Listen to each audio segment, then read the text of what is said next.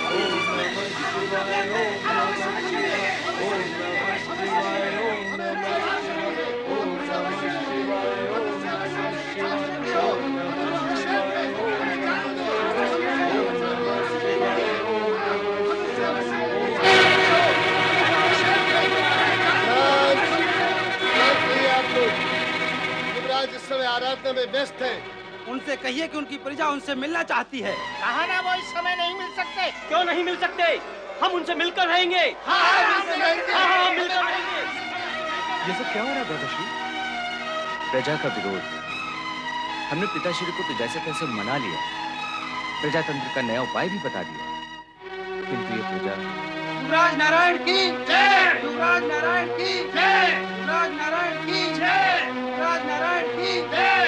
युवराज नारायण की जय! युवराज नारायण की जय! युवराज नारायण की जय! युवराज नारायण की जय! युवराज नारायण की जय! युवराज नारायण की। किंतु प्रजाजनों, युवराज तो हम दोनों में से कोई भी घोषित नहीं हुआ, फिर आप। क्षमा करें राजकुमार, यदि अभी तक इसकी घोषणा नहीं हुई है तो आज प्रजा ही इसकी घोषणा कर देती है। किंतु इसकी आवश्यकता ही क्या है? महाराज प्रजातंत्र प्रणाली आरंभ करने का निर्णय ले चुके हैं। वे चाहते हैं कि प्रजा के प्रतिनिधि राज्य का कार्य संभालें। जो आज तक नहीं हुआ वो अब कैसे होगा राजकुमार नारायण? राजभक्ति हमारे रक्त में घुली हुई है। ऐसे में प्रजा कैसे सहन कर लेगी कि राज परिवार के अतिरिक्त अन्य कोई शासन की व्यवस्था करे? इसलिए ये काम आप दोनों को ही करना होगा राजकुमार। स्थिति को समझने का प्रयत्न करो मित्र। अब हम दोनों भाई शिव आराधना में समर्पित हो चुके हैं। अब हम लौकिक मोह माया में नहीं पड़ सकते। जिस प्रकार आप राजकुमार होकर भी राज्य की मोह माया में पड़ना नहीं चाहते, उसी प्रकार हम प्रजाजन भी राजभक्त होकर प्रजातंत्र के अज्ञात मार्ग पर पग नहीं धर सकते। आपको हमारी प्रार्थना स्वीकार करनी ही होगी। ये संभव नहीं है। तो फिर अब हमारा यहाँ से जाना भी संभव नहीं है। जब तक आप हमारी प्रार्थना स्वीकार नहीं करेंगे तब तक हम नहीं जाएंगे। हम अन्न जल भी ग्रहण नहीं करेंगे। बंधुओं, हमें बाध्य न करें। हमें सोचने के लिए एक दिन का समय दें। हम शिव जी की आज्ञा और आदेश के अनुसार ही आचरण करेंगे। अवश्य अवश्य अवश्य अवश्य अवश्य।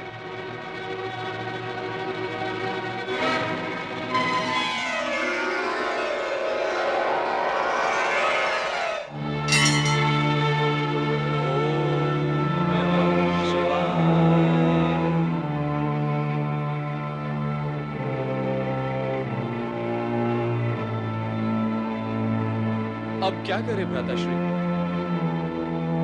मेरी बुद्धि तो साथ नहीं दे रही भैया नर। भ्राताश्री, यदि प्राणी की बुद्धि उसका साथ न दे तो फिर इस जगत में किसके साथ पर विश्वास किया जा सकता है? इस संकट के विकट समय में तुम तर्कशास्त्र खोलकर क्यों बैठ गए हो? कोई उपाय क्यों नहीं सोचते? विधाता ने सोचने का कार्य बड़ों को सौंपा है, इसलिए सोचने का कार्य आप करें। मेरे विचार से हमें हिमालय के सुदूर पर्वत श्रृंखलाओं की ओर चले जाना चाहिए, जहां हम तक आने का कोई विचार ही न कर सके। उत्तम, अति उत्तम। मैंने तो प्रजा के नाम मात्र एक संदेश लिखा था, किंतु फिर ये सोचा इससे विशेष लाभ नहीं होगा। अब लगता है ये संदेश कार्य करेगा। कहाँ है वो संदेश? क्या लिखा है तुमने? भोजपत्र पर लिखा है, मैंने प्रजाजन को संबोधित करते हुए लिखा है। सुनो। प्रिय प्रजाजन, भगवान शिव जगत के पालनहार हैं, देवाधिदेव हैं। उनसे विमुख होना हमारे लिए संभव नहीं है। आप भी भगवान शिव की शरण में जाकर प्रजातंत्र की प्रणाली से कार्य करें, यही सबके हित में है। शिव आप सभी की रक्षा करेंगे। नर नारायण। नर, तुम तो कह रहे थे कि विधाता ने उपाय सोचने का कार्य बड़ों को सौंपा है, परंतु ये सत्य उलट हो गया और जो नवीन सत्य प्रकट हुआ है वो ये है कि संकट से उभरने और उबारने का कार्य छोटे ही कर सकते हैं। चलो अब शीघ्रता करो। अब और क्या शीघ्रता करनी है भ्राताश्री? इतनी बुद्धिमानी का कार्य करने के पश्चात अब यह अज्ञानपूर्ण प्रश्न क्यों भैया नर? रात्रि का समय है, हमने प्रजा के नाम संदेश भी लिख दिया है। चुपचाप निकल चलते हैं अपने गंतव्य की ओर। विचार उत्तम है। उत्तम विचार को कार्य रूप देने में विलंब नहीं करना चाहिए। ये संदेश पत्र भगवान शिव के चरणों में रख दो। प्रातः काल हमारा ये संदेश उन्हें प्राप्त हो जाएगा। ओम नमः शिवाय। हे भगवान, हमारी प्रजा को सुबुद्धि देना प्रभु। उन्हें शक्ति और सामर्थ्य देना। सभी को प्रजातंत्र का अर्थ व महत्व समझाना प्रभु। सभी पर ऐसी कृपा करना महेश्वर कि वो अपनी प्रजातंत्र की प्रणाली को अपने कुशल संचालन, सुबुद्धि और लोकहित की भावना को संपूर्णता पर्यंत पहुंचाकर सभी को प्रसन्न कर सके। और और हमें इस गुप्त पलायन के लिए क्षमा करना प्रभु। ओम नमः शिवाय, ओम नमः शिवाय, ओम नमः शिवाय, ओम नमः शिवाय, ओम नमः शिवाय, ओम नमः शिवाय, ओम नमः शिवाय, ओम नमः शिवाय, ओम नमः शिवाय,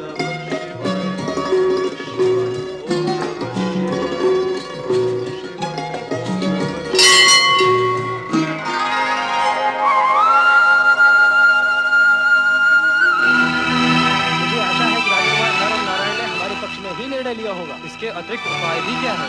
कुछ भी कहो, राज्य के कार्य तो राजा ही कर सकते हैं। भला हम प्रजा राज्य कार्य कैसे कर सकते हैं? चलो शिवालय में प्रवेश करें। चलो।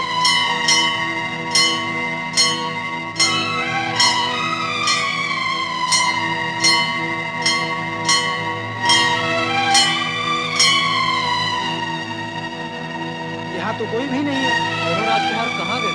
हमसे तो कहा था शिवाज्ञा प्राप्त करके सूचित करेंगे। लगता है हमारे पास क्षण हो गया। अब सभी भगवान शिव शंकर की शरण में जाकर प्रजातंत्र की प्रणाली से कार्य करें। अरे देखो देखो, इस जगत में ऐसे प्राणी भी हैं जिन्हें राजपाट और सत्ता से अधिक भगवान से प्रेम है। नर और नारायण का त्याग महान है। दाता उनकी रक्षा करें।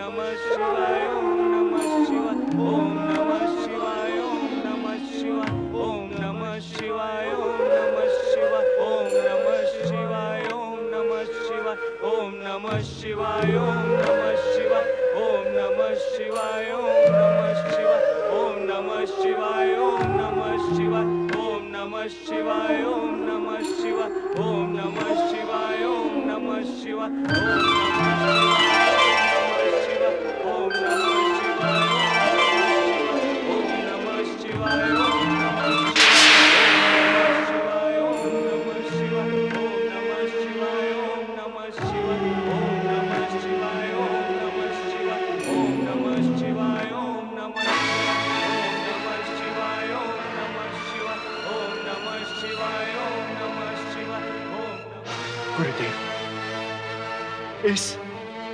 इस पंचाक्षरी मंत्र की गूंज आप सुन रहे हैं ना?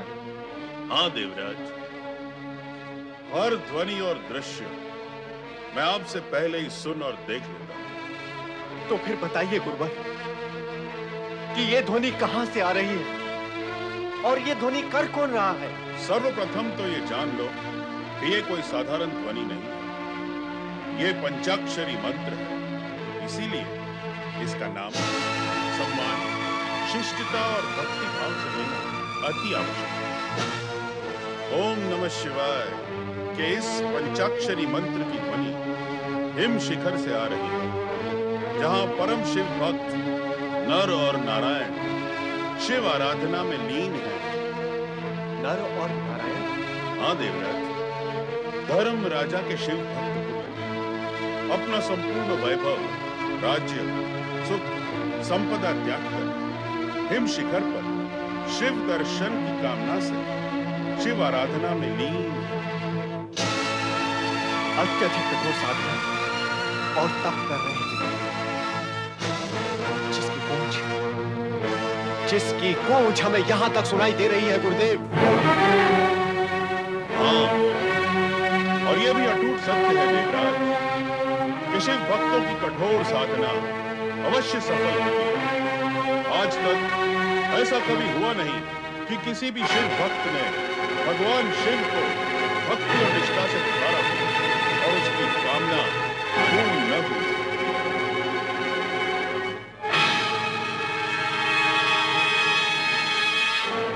कामना पूर्ण होगी? क्या कामना हो सकती है शिव भक्त? केवल शिव दर्शन?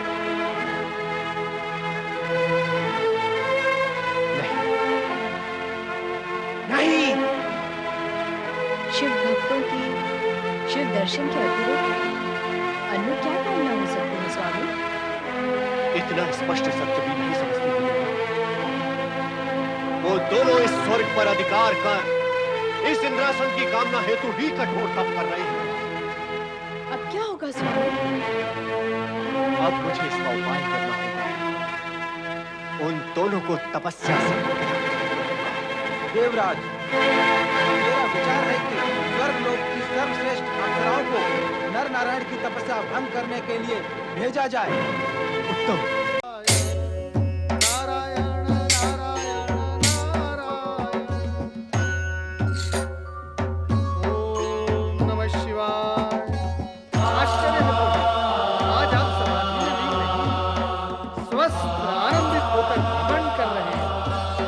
तुम्हारी प्रतीक्षा में समाधि में रहता तो तुम्हें दर्शन कैसे देता? कहो नारद, क्या समाचार है? वही जिसका आप निर्माण करते हैं, फिर लीलाएं रचाते हैं। इन रची हुई लीलाओं के कारण उथल पुथल होती है और इस उथल पुथल के कारण मुझे इधर उधर भागना पड़ता है। इस भागने की प्रक्रिया में कुछ पात्रों के चरित्र प्रकट होते हैं और वही समाचार बन जाते हैं। अति सुंदर। अब तो तुम व्याख्या भी करने लगे। क्या करूं भगवत, मैं आपकी भांति लीलाएं नहीं रचा सकता, इसलिए व्याख्या मात्र करने का प्रयत्न करता हूं। नारद, तुम्हारी लीला से तो तीनों लोग प्रभावित होते हैं और तुम कहते हो कि लीला नहीं रचा सकती। मैं इस समय आपसे चर्चा करने की स्थिति में नहीं हूं। आप केवल मुझे उस लीला का अर्थ समझा दीजिए जो आपने नर नारायण के साथ प्रारंभ की। क्या हुआ है उन्हें? मुझे पता है प्रभु, आप मुझे ही माध्यम बनाकर मेरे ही मुख से सुनना चाहते हैं। तो ठीक है, सुने। देवराज इंद्र ने आपके परम भक्त नर और नारायण की तपस्या पूर्ण करने के लिए मेनका और रंभा को भेजा है। क्यों? वे ऐसा क्यों कर रहे हैं? कौन से उद्देश्य पूर्ति के लिए वे ऐसा कर रहे हैं? नारद, इस जगत में जो कोई भी सत्कर्म अथवा दुष्कर्म करता है, उसमें उसका उद्देश्य अवश्य छिपा होता है। जो ज्ञान मुझे है, वो आप फिर से मुझे क्यों दे रहे हैं? मैं तो वो सत्य जानना चाहता हूँ जिसका ज्ञान मुझे न हो। मैं तो ये जानना चाहता हूँ, यदि देवराज इंद्र नर और नारायण को पीड़ित करते हैं तो उसका परिणाम क्या होगा? जिस लीला में नारद संलग्न है उसका परिणाम तो शुभ ही होगा। भगवान, आप अपने नाम के स्थान पर मेरे नाम का उपयोग क्यों कर रहे हैं? आप हंस रहे हैं और मैं नर नारायण के लिए चिंतित हूँ। चिंता की आवश्यकता नहीं नारद। नर नारायण में से ये वही नारायण है जो हर पल हर क्षण तुम्हारे मन और वाणी में रहते हैं। धन्य हुआ हूँ मैं भोलेनाथ। परंतु मेनका और रंभा के नृत्य के चमत्कार का क्या प्रभाव होगा? होगा नारद, उसका प्रभाव भी होगा। परंतु भगवान क्या होगा?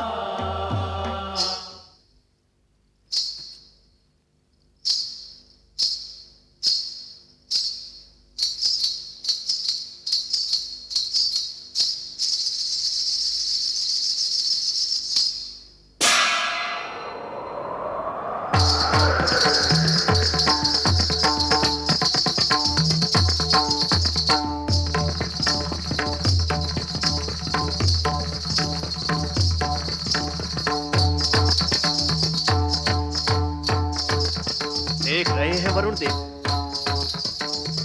रंभा और मेनका के नृत्य से नर नारायण सम्मोहित हो रहे हैं। हाँ देवराज, रंभा और मेनका के मोहने से कौन बच सकता है?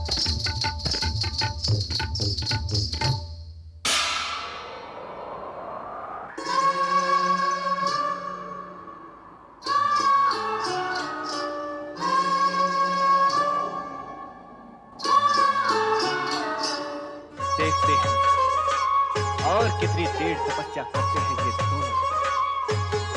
भैया नारायण, देवराज इंद्र ने हमारी तपस्या पूर्ण करने की समुचित व्यवस्था की है, तो अपने तप की रक्षा के निमित्त हमें भी उचित व्यवस्था कर लेनी चाहिए।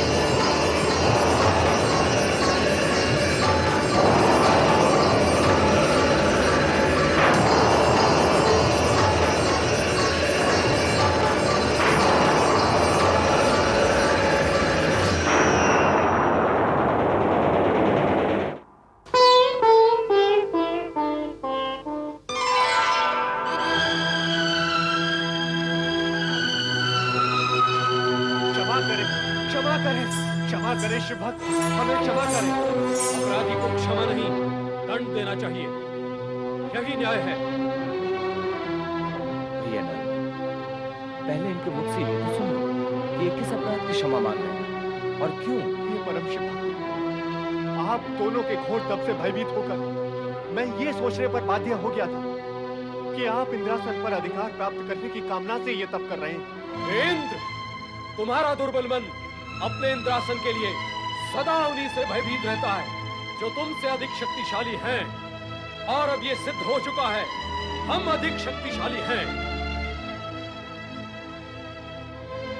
शक्तिशाली होने पर भी हमने काम, इच्छा, मोह, भोग, सुख, वैभव, राजपाट सभी का परित्याग करके भगवान शिव के चरणों में जाकर भक्ति की कामना से अपना तप आरंभ किया। और इस पर भी तुमने अपने स्वर्ग की 2 श्रेष्ठ अप्सराएं हमारा तप भंग करने भेज दी।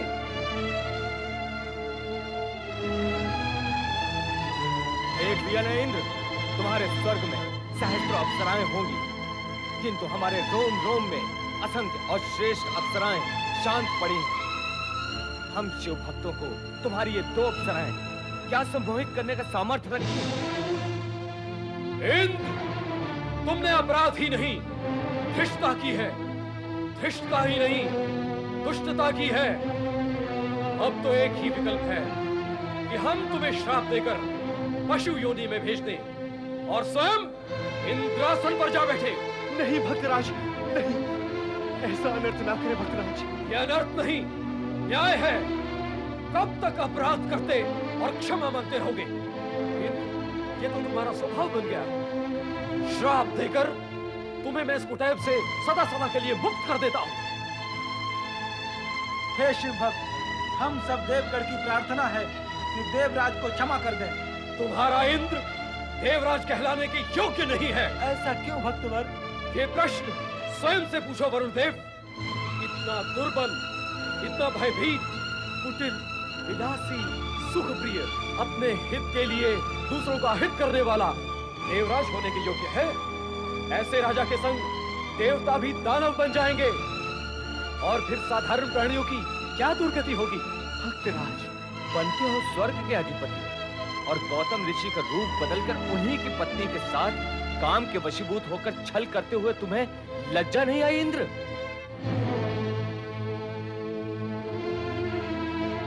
तुम्हारा संपूर्ण जीवन छल कपट, भोग विलास, अनैतिकता और अमर्यादा की दुर्गंध से भरा एक घृणापूर्ण लेख है, और तुम देवराज हो। लोक कल्याण के हित में यही उत्तम होगा कि हम तुम्हें श्राप देकर जड़ पाषाण बना दें। ठहरिए भक्तराज, ठहरिए। मेरे छोटे से अपराध के लिए मुझे इतना भयानक दंड मत दीजिए भक्तवर। दंड की मात्रा अपराधी नहीं, दंडदाता निश्चित करता है। तुम्हें पशु, मूषक, स्वान अथवा गर्दभ बना भी दिया जाए तो भी तुम निर्दोष प्राणियों का हित ही करोगे। इसलिए तुम्हारा जड़ पाषाण बन जाना ही उचित है। मैं तुम्हें श्राप देता हूँ कि क्षमा करें भक्तवर, क्षमा करें, देवराज को क्षमा करें। सुंदरी, तुम भैया नारायण की उर्वा से उत्पन्न हुई, इसलिए तुम उर्वशी। इंद्र के अहंकार को खंडित करने और तुम्हें ब्रह्मा और मेनका से श्रेष्ठ सिद्ध करने निमित्त ही तुम्हारी उत्पत्ति की गई है। फिर तुम देवराज के लिए क्षमादान क्यों चाहते हो? भक्तवर, ये देवराज होने के साथ साथ कला के प्रशंसक और रक्षक हैं। कला का प्रशंसक और रक्षक? इतने निकृष्ट विचार वाला, जो अपनी श्रेष्ठता की मानता के लिए इतनी दुष्टता पर उतर आए। मैं आप दोनों से देवराज को क्षमा करने की प्रार्थना करती हूँ। भैया नल, श्राप देकर तपोबल को क्षीण न करो। उर्वशी हमारी शक्ति की विजय के प्रतीक है, इसकी प्रार्थना स्वीकार करो। भैया नारायण की आज्ञा शिरोधार्य।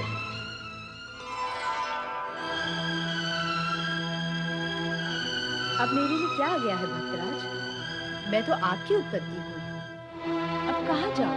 उर्वशी, हम तो तपस्वी हैं, तुम्हारा निवास हमारे साथ संभव ही नहीं। तुम नृत्य कला की जीवित प्रतिमा हो। देवराज इंद्र के यहाँ स्वर्ग में कला का मान सम्मान और रक्षण होता है, इसलिए हम तुम्हें दिव्य भेंट मानकर स्वर्गाधिपति को सौंपते हैं। वही स्थान तुम्हारे लिए उचित होगा। भक्तराज, हम सब आपकी दया और आशीर्वाद के पात्र हैं। हमारा भक्ति पूर्वक प्रणाम स्वीकार कीजिए।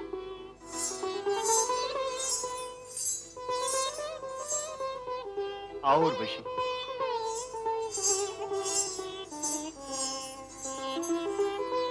ओम नमः शिवाय। ओम नमः शिवाय। ओम नमः शिवाय। ओम नमः शिवाय।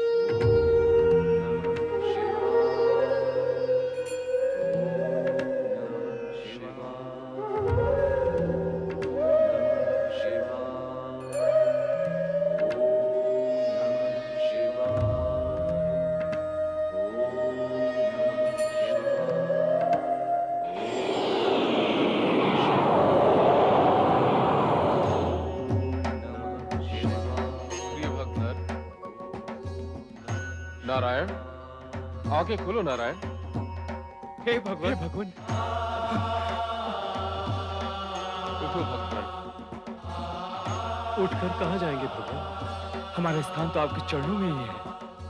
आपके दर्शन पाकर हमारा जीवन सफल हो गया प्रभु। हम धन्य हो गए प्रभु। जीवन की सफलता और धन्यता में तुम दोनों की तपस्या, समर्पण, निष्ठा और भक्ति ही मूल कारण है।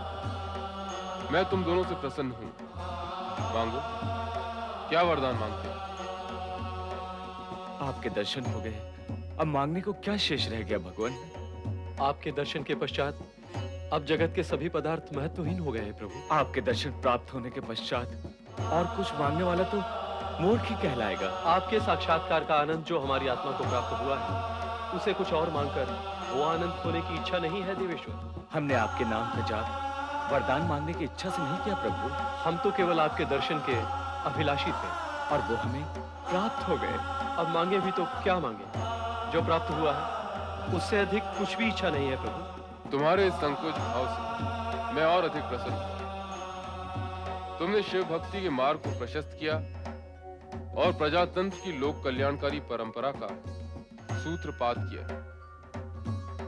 इस हेतु तुम मेरे वरदान के अधिकारी हो। मांगो नर नारायण, जो इच्छा हो मांगो। प्रभु, मांगने के विषय में तो सोचा ही नहीं। प्रभु की इच्छा है कि वरदान मांगे तो मांग लो। भगवान, इस विषय में तो कभी सोचा ही नहीं। तुम्हारी संतुष्टि और निस्वार्थ भावना तुम्हारे आदर्श को आकार दे रही है नर नारायण। तुम दोनों ने जिस मानवीय आदर्श को प्रस्तुत किया है, वो आने वाले युग में भी आदर्श प्रस्तुत करेगा। अब जो भी अपनी कामना हो कहो, वो अवश्य पूर्ण की जाएगी। भगवान, हम आपसे आपको ही मानते हैं। हाँ प्रभु, आप इसी स्थान पर ज्योतिर्लिंग के रूप में स्थापित हो जाइए। हिमालय पर आने वाले धर्म यात्रियों के उद्धार के लिए आप यहाँ सदा सदा के लिए ज्योतिर्लिंग के रूप में विराजे तो धर्म यात्रियों को लाभ होगा। तथास्तु। लोकहित की भावना ने तुम दोनों को अमरता प्रदान कर दी। तुम मांगो अथवा न मांगो, किंतु तुम्हारे गुणों से प्रसन्न होकर मैं तुम्हें वरदान अवश्य दूंगा। जो कुछ आपने दिया वो पर्याप्त है प्रभु। हम भविष्यवाणी सुनाते हैं कि आप दोनों द्वापर युग में अर्जुन और कृष्ण के रूप में जन्म लोगे। नर अर्जुन के रूप में और नारायण विष्णु अवतार कृष्ण के रूप में।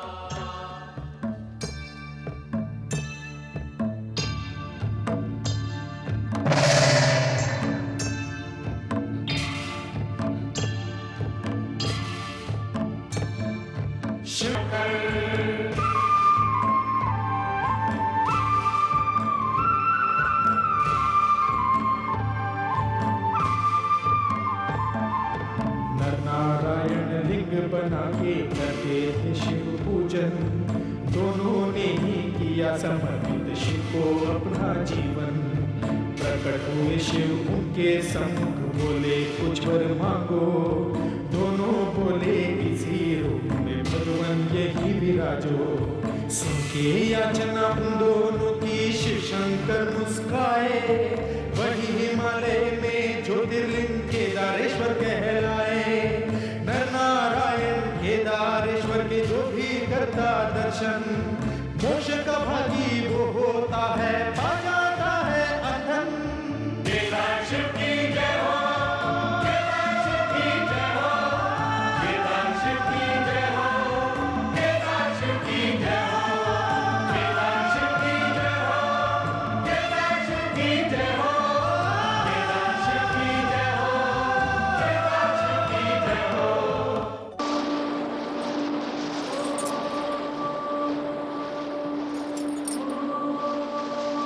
शिव जी हठयोगी हैं, प्रसन्न नहीं हो रहे, इसीलिए तो हमारी पार्वती ने न दिन देखा न रात, न आग न पानी, उन सभी से पार होकर कठोर से कठोर, उग्र से उग्र, अखंड जप तप कर रही है।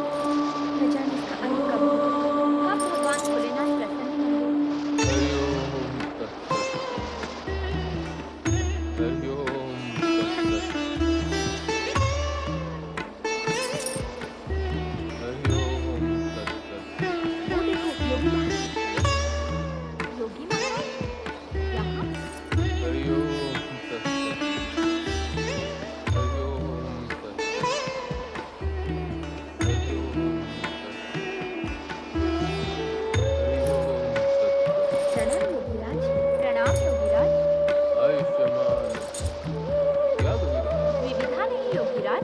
हमारी सहेली है पार्वती, हठ पूर्वक तप में तल्लीन है।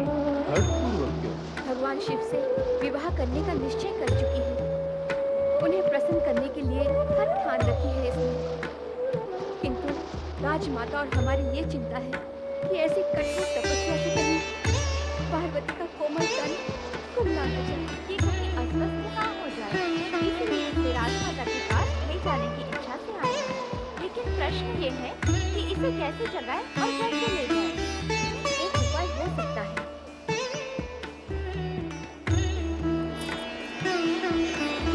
पार्वती, पार्वती, देखो नेत्र खोलो, अतिथि आए हैं। अतिथि देव तपस्वी है, जागो पार्वती।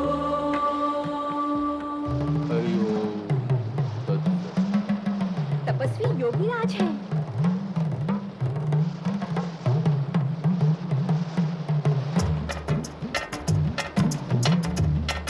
तपस्वी योगीराज, प्रणाम योगीराज। सदा मंगल। किंतु कन्या, क्या ऐसी कठोर तपस्या? मैं तो तीर्थाटन के लिए निकला हूँ, इस मार्ग से जा रहा था। तुम्हारे जैसी कोमलांगी तरुणी को ऐसी कठोर तपस्या करते देख आश्चर्य। किंतु कन्या, ऐसी कठोर तपस्या साधना करके तुम क्या प्राप्त करना चाहती हो? मैंने कहा ना योगीराज, हमारी सखी भगवान शिव शंकर को पति रूप में पाने के लिए तप कर रही है। शिव शंकर को उसे पति रूप में पाना चाहती है? रे रे रे रे रे रे रे रे। मैंने तो सुना था कि हिमालय राज की पुत्री पार्वती बहुत ही बुद्धिमान है, विवेकशील है, परम विदुषी है। किंतु जो कुछ देख रहा हूँ और सुन रहा हूँ उससे तो ऐसा प्रतीत होता है कि इसकी तो मति मारी गई है। इसकी बुद्धि इसका साथ नहीं दे रही। आपका अभिप्राय क्या है योगीराज? स्पष्ट है मेरा अभिप्राय। पार्वती जैसी परम सुंदरी और विदुषी को ब्रह्मा, विष्णु, इंद्र कोई भी देवता सहज ही वरण कर सकते हैं। किंतु उन सब का विचार त्याग कर उस कुरूप भभूतधारी शमशानवासी की इच्छा मन में लेकर तपस्या करना तो सर्वथा मूर्खता है, अज्ञानता है कन्या।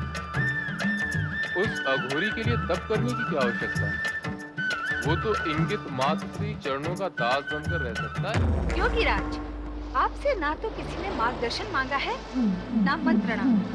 कृपा कर आप यहाँ से शीघ्र ही चले जाएं। अरे मैं तो चला ही जाऊंगा, मेरा तो कुछ भी हित अहित होने वाला नहीं। किंतु हाँ, तुम्हारा हित इसी में है कि तुम अपने माता पिता के पास हिमालय भवन लौट जाओ। कहा ना मैंने, मुझे आपका मार्गदर्शन नहीं चाहिए। मैं चाहिए अथवा नहीं चाहिए, ये सोचना मेरा कार्य नहीं। मैं तो तपस्वी हूँ, योगी हूँ। जगत का कल्याण और परोपकार करना मेरा धर्म है। मार्ग से भटके हुए प्राणियों को सही मार्ग दिखाना मेरा कर्तव्य है। मैं कहती हूँ चले जाओ यहाँ से। अरे ऐसे कैसे चला जाऊं? मैं तुम जैसी सर्वगुण संपन्न कोमलांगी सुंदरी का जीवन इस प्रकार नष्ट होते नहीं देख सकता। तुम्हें क्या अनेक योग्य वर बिना प्रयास किए ही प्राप्त हो सकते हैं। क्यों सर्वधारी के लिए अपना संपूर्ण जीवन स्वाह कर? जाओ, लौट जाओ अपने माता पिता के पास और उस अघोरी के साथ विवाह करने का विचार अपने मन से त्याग करो। योगी, शिव निंदा का पाप किया है तुमने। मैं तुम्हें दंड अवश्य देती हूँ, किंतु तुम्हारी आयु के विचार ने मेरे क्रोध पर अंकुश लगा रखा है। शिव निंदा करना ही नहीं, सुनना भी पाप है। मैं इस पाप में तुम्हारी सहभागी नहीं बनूंगी। इसलिए मेरे क्रोध की ज्वाला फूटने से पूर्व तुम यहाँ से चले जाओ।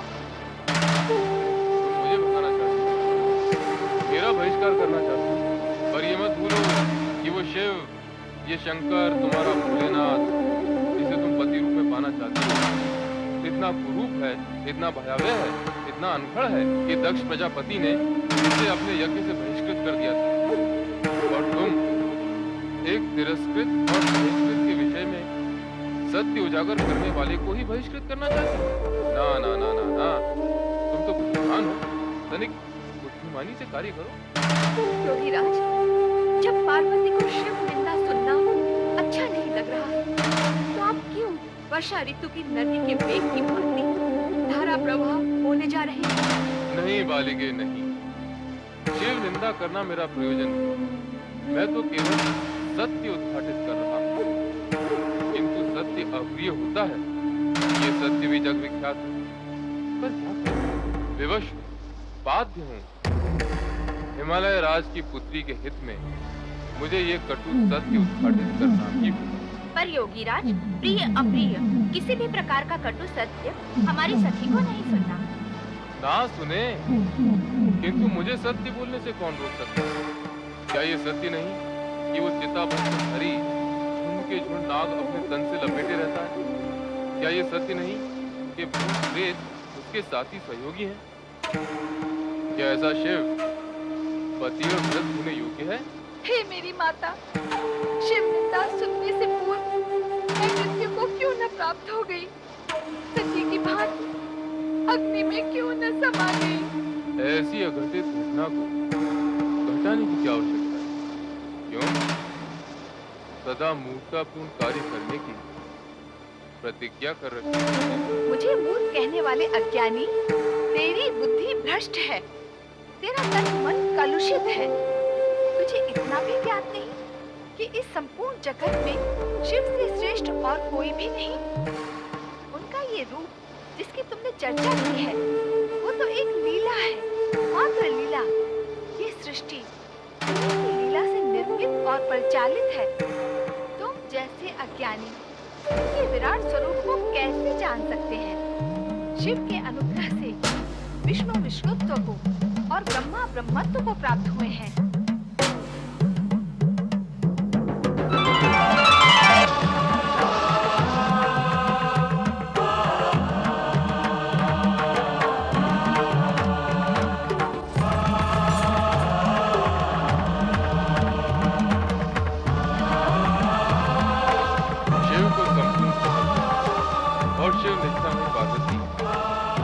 तुम्हारी तपस्या, दृढ़ निश्चय और भक्ति से प्रसन्न हुआ। मैं तो केवल तुम्हारी परीक्षा ले रहा हूं।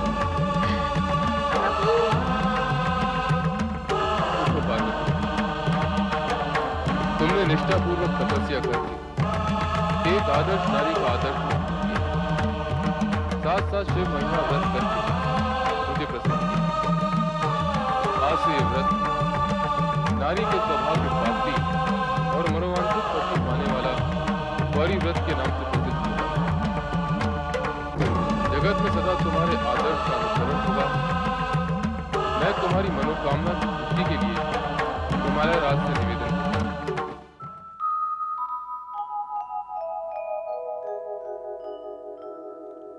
शिवो हरो मृडो रुद्रः पुष्करः पुष्पलोचनः अर्थिर्गम्यः सदाचारः शर्वः शम्भुः।